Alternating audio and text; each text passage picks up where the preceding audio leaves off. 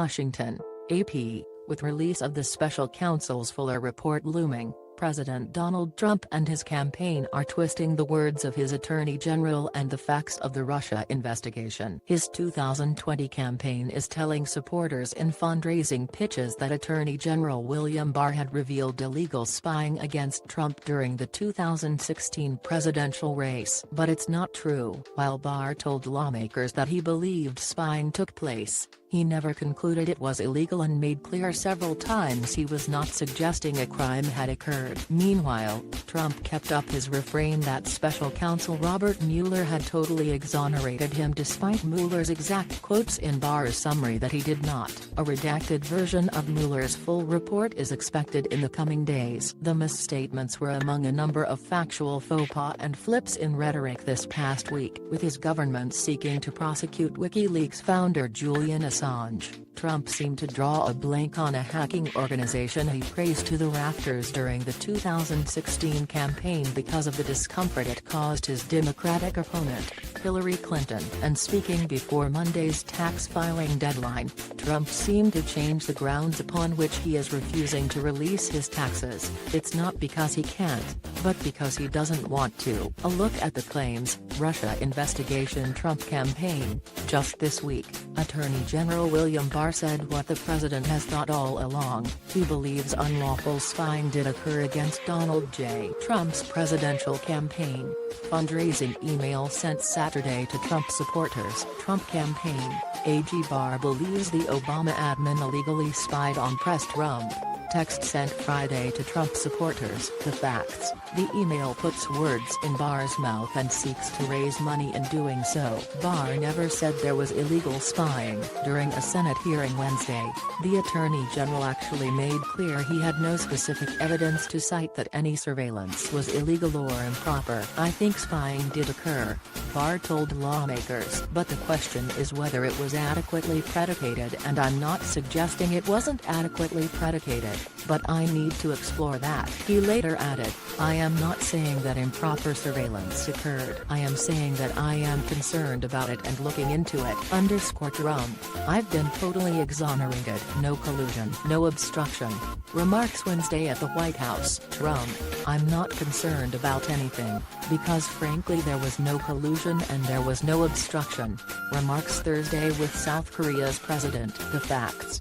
Barr's 4-page summary of Mueller's nearly 400-page report did not totally exonerate Trump. Mueller specifically states in the report, as quoted by Barr, while this report does not conclude that the president committed a crime, it also does not exonerate him. The summary of principal conclusions by Barr, released in late March, notes Mueller did not draw a conclusion, one way or the other, as to whether the examined conduct constituted obstruction, but rather set out evidence for both sides, leaving the question unanswered of whether Trump obstructed justice. Barr said ultimately he decided as Attorney General that the evidence developed by Mueller was not sufficient to establish, for the purposes of prosecution, that Trump committed obstruction. In Senate testimony Wednesday, Barr acknowledged that Mueller did not ask him to draw a conclusion on the obstruction question, nor did he know whether Mueller agreed with him. Barr said he would be able to explain more fully after releasing a public version of Mueller's report. WikiLeaks. Trump,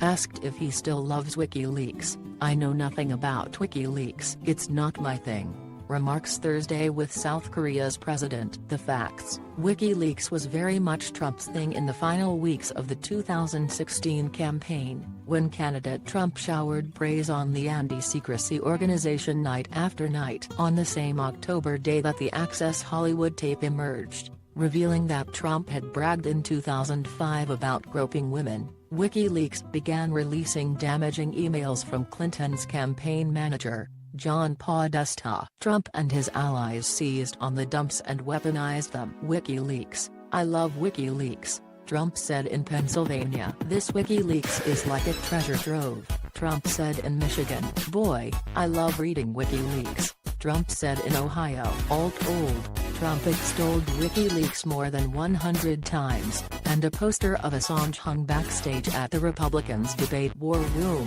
At no point from the rally stage did Trump express any misgivings about how WikiLeaks obtained the emails from the Clinton campaign or about the accusations of stealing sensitive U.S. government information, which led to the charges against Assange on Thursday. The U.S. is seeking Assange's extradition from Britain. Asked Sunday about Trump's claim he knew nothing about WikiLeaks, White House Press Secretary Sarah Sanders told Fox News the president was making a joke during the campaign and was talking about the specifics of the case at that moment. Tax returns Trump. As you know, I got elected last time with this same issue. I would love to give them, but I'm not going to do it while I'm under audit. Remarks Wednesday to reporters at the White House. The facts: nothing's preventing Trump from releasing his tax returns. Being under audit is no legal bar to anyone releasing his or her returns. Asked repeatedly at a House hearing Tuesday whether any regulation prohibited a taxpayer from disclosing returns when under audit, IRS Commissioner Charles Rettig responded no. Trump declined to provide his tax information as a candidate in 2016 and as president, something party nominees have traditionally done in the name of the transparency. By withholding his tax returns, Trump has not followed the standard followed by presidents since Richard Nixon started the practice in 1969. During the campaign, Trump said he wanted to release his returns but because he was under a routine audit, I can't. After the November midterm elections, Trump claimed at a news conference that the filings are too complex for people to understand. Job approval Trump, tweeting a Fox Business Network graphic showing his soaring approval at 55% overall. Great news. MAGA, tweet Thursday. The facts: the graphic on the Georgetown University poll was incorrect. The poll found 55% had an unfavorable rating of Trump, not his job approval. From a different poll question, Fox Business issued an on-air correction but Trump's tweet remains. Climate change Trump, we withdrew the United States from the one-sided Paris Climate Accord, where you don't do any more drilling for oil and gas. That was going to cost us a lot of money. No more oil and gas with the Paris Accord. That's good for Paris, but that's not good for us, right? Remarks Wednesday at the ceremony for the signing of executive orders meant to accelerate pipeline construction. The facts: wrong. The Paris Accord does not ban any form of energy development. It does not impose emission caps on signatory countries. The accord is a set of voluntary targets determined by individual nations. Immigration Trump, Mexico must apprehend all illegals and not let them make the long march up to the United States, or we will have no other choice than to close the border and or institute tariffs. Our country is full. Tweet April 7. The facts: despite the overwhelmed southern border, there's plenty of room in the United States. Dozens of countries have greater population density. It's only full in terms of the people Trump doesn't want. His claim of a U.S. with no vacancies for more immigrants is at odds with his own statement 2 months ago that encouraged the largest influx of legal immigrants ever. It also belies a U.S. reality of aging baby boomers and falling birth rates, which make immigrants increasingly important to sustain a level of population growth for the U.S. economy to keep expanding. The nation's population growth is at its lowest since 1937, with the 18 and under population declining both nationally and in 29 states, according to William H. Frey of the Brookings Institution. Economists say that restricting immigration would probably weaken economic growth. A shrinking labor force could also harm the health and stability of safety net programs such as Social Security and Medicare. Trump himself seemed to acknowledge the realities during his State of the Union address in February, declaring, I want people to come into our country, in the largest numbers ever, but they have to come in legally. He's now describing a U.S. bursting at the seams, unable to take any immigrants, including those seeking legal asylum. Immigrants as a whole make up a greater percentage of the total U.S. population than they did back in 1970, having grown from less than 5% of the population to more than 13% now. In 2030, it's projected that immigrants will become the primary driver for U.S. population growth, overtaking U.S. births. Trump on separating migrant children from their parents when caught crossing into the U.S. illegally. "I'm the one that stopped it." President Obama had child separation. Remarks to reporters Tuesday. The facts: no, he is the one who started it on a broad scale. He instituted a zero-tolerance policy aimed at criminally prosecuting all adults caught crossing into the U.S. illegally. That meant detention for adults and the removal of their children while their parents were in custody. During the Obama administration and the early Trump administration, such family separations were the exception. They became the rule under his policy. He suspended the practice in June because of a public uproar. Trump on the family separations. President Obama had the law. "We changed the law, and I think the press should accurately report it, but of course they won't." Remarks to reporters Tuesday. The facts: this is false. Trump did not achieve any change in the law. Trump's zero-tolerance policy was of his own making. His administration is operating under the same immigration laws as Obama's. During the Obama administration and before Trump's zero-tolerance policy was introduced, migrant families caught illegally entering the U.S. were usually referred for civil deportation proceedings, not requiring separation, unless they were known to have a criminal record. Then and now, immigration officials may take a child from a parent in certain cases, such as serious criminal charges against a parent, concerns over the health and welfare of a child, or medical concerns. Energy and environment. Trump: "We have the cleanest air and water, they say, in the world. We are the best." Remarks Wednesday of the signing of orders on pipelines. The facts: not true about air. U.S.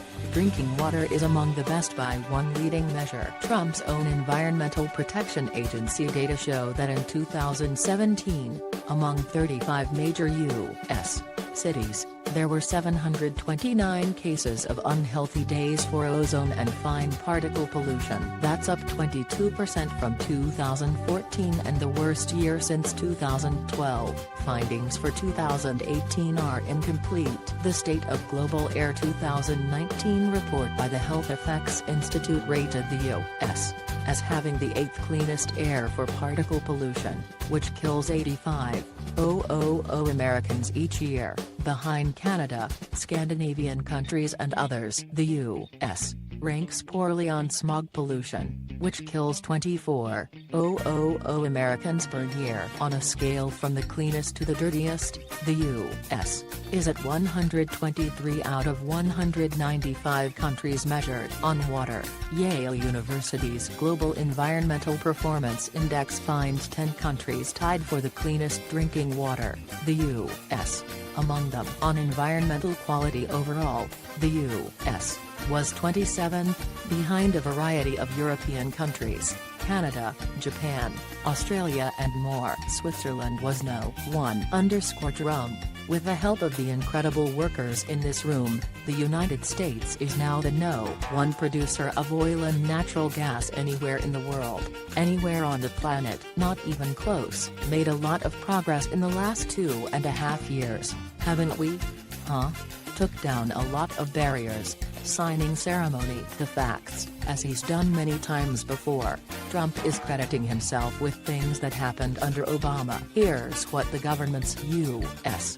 Energy Information Administration says: the United States has been the world's top producer of natural gas since 2009, when U.S.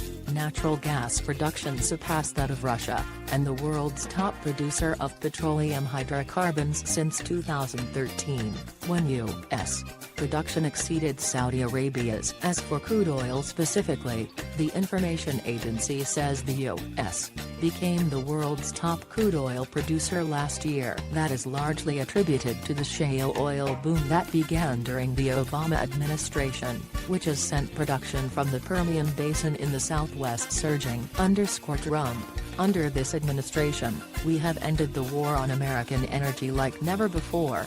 Signing ceremony. The facts: it wasn't much of a war. U.S. petroleum and natural gas production has increased by nearly 60% since 2008, according to the Energy Information Administration. achieving preeminence during the Obama administration. That said, the Trump administration is more closely aligned with fossil fuel interests as it works to restrain environmental obstacles and the power of states to stand in the way of pipelines and other energy development. Associated Press writers Zeke Miller, Jonathan Lemire, Mary Claire Jalonek, Ellen Nick Meyer and Seth Barenstein in Washington and Noman Merchant in Houston contributed to this report.